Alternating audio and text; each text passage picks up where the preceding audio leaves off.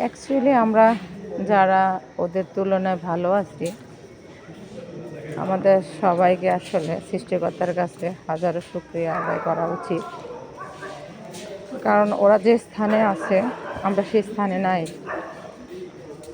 আমাদের মাথায় একটা ছাদ আছে, নিজে কিছু করে খাওয়ার মতো সেই ক্ষমতা আছে, তবুও আমরা মানুষ আছি যারা কিছু কিছু মানুষ আমরা একে অপরের দোষ ত্রুটি তুলা ধরতে কার্পণ্য করি না।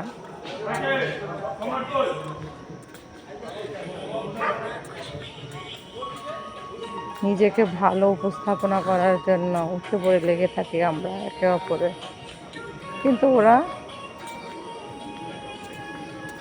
ওদের জীবনযাত্রা দেখলে তখন কি বলবেন?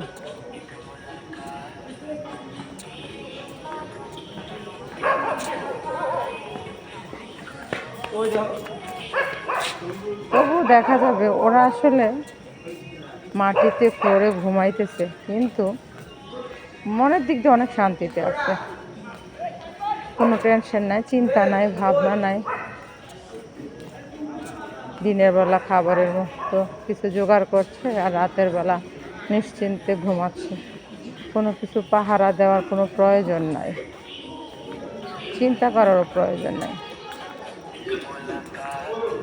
তো যারা আমরা ওদের তুলনায় ভালো আছি, আল্লাহর কাছে শুকরিয়া করি।